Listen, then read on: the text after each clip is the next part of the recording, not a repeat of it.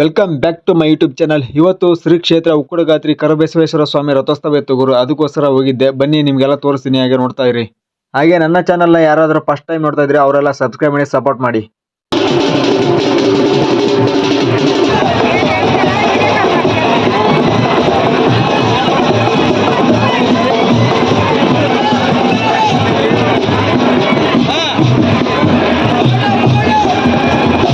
ಆಮೇಲೆ ನಾನು ಹಿಂದೆ ಇದ್ದೆ ಗುರು, ಸ್ವಲ್ಪ ಮುಂದೆ ಹೋಗ್ಬೇಕಾಯ್ತು. ನನಗಿಂತ ಮುಂಚೆ ಸಾವಿರಾರು ಜನ ಮುಂದೆ ಇದ್ರು ಗುರು. ಎಷ್ಟು ಜನ ಇದ್ದಾರೆ ನೋಡಿ.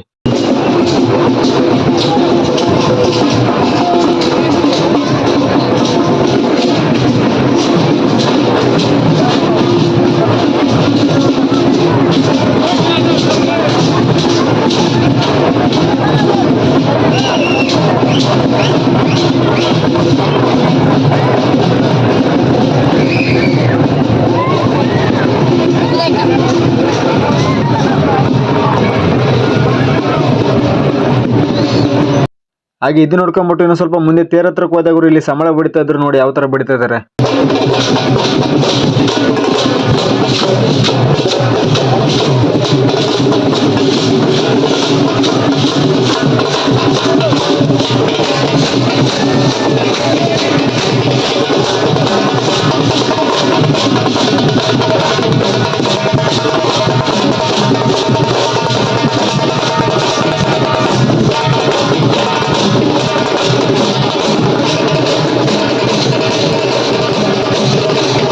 ಆಮೇಲೆ ನನಗೆ ಕಾಣಿಸಿದ್ದೇನಪ್ಪ ಅಂದ್ರೆ, ಈ ರಥೋತ್ಸವ ಮೆರುಗು ಬರೋದಕ್ಕೆ 4 ಟೀಮ್ಗಳು ಇದ್ದವರು. ಒಂದು ಗೊಂಬೆ, ಇನ್ನೊಂದು ವೀರಗಾಸೆ, ಒಂದು ಡೊಳ್ಳು, ಇನ್ನೊಂದು ಸಮಾಳಗರು. ಇವ್ರಂತರ ಸಖತ್ ಪಾತ್ರ ವಹಿಸಿದ್ರು.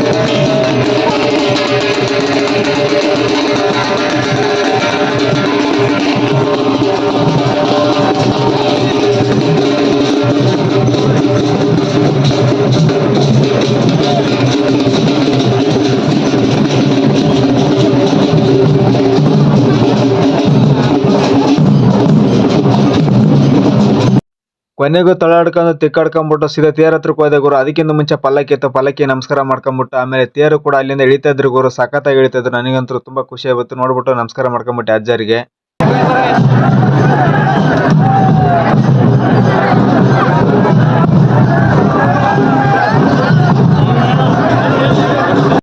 ಆಮೇಲೆ ರಥೋತ್ಸವ ಎಳೆದ ನೋಡ್ಕೊಂಡ್ಬಿಟ್ಟು ಅಲ್ಲಿಂದ ಒಂದ್ ಸ್ವಲ್ಪ ಮುಂದೆ ಬಂದೆ ಗುರು. ಇಲ್ಲಿ ಸಂಬಳದವ್ರು ಬಡಿತಾ ಇದ್ರು, ಸ್ವಲ್ಪ ಜನ ಕುಣಿತಾ ಇದ್ರು.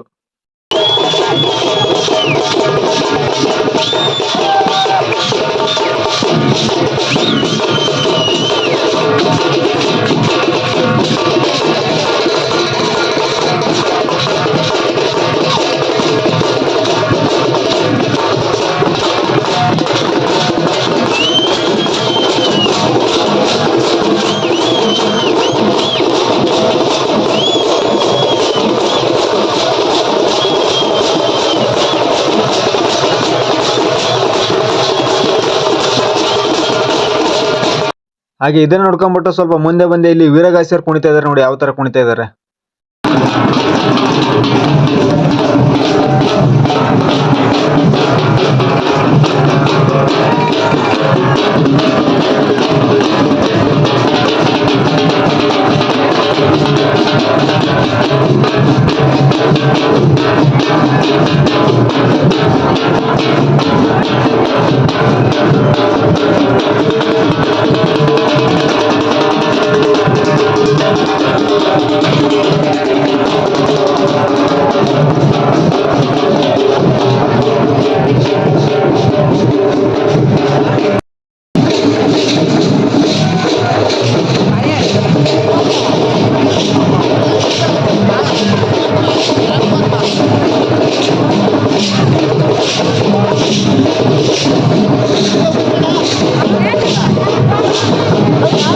ಆಮೇಲೆ ಎಷ್ಟೊಂದು ಜನ ಇದ್ರು ಕೂಡ ಅದಕ್ಕೋಸ್ಕರ ದೂರದ ತೋರಿಸ್ಬೇಕಂತ ಹೇಳ್ಬಿಟ್ಟು ಟ್ಯಾಕ್ರಿ ಬಾಡಿಯಲ್ಲಿ ಎತ್ಕೊಂಡ್ಬಿಟ್ಟು ವಿಡಿಯೋ ಮಾಡಿದೆ, ನೋಡ್ಕೊಂಬಿಡಿ.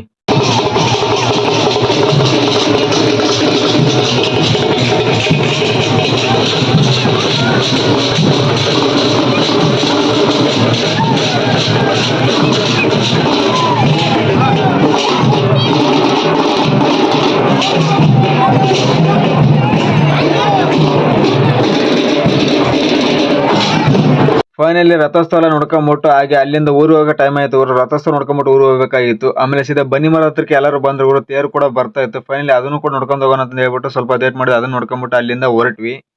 ಓಕೆ, ಇವತ್ತಿನ ಲಾಗ್ ಇಷ್ಟೇ. ಮುಂದಿನ ಲಾಗಲ್ಲಿ ಸಿಗುವ. ಬಾಯ್.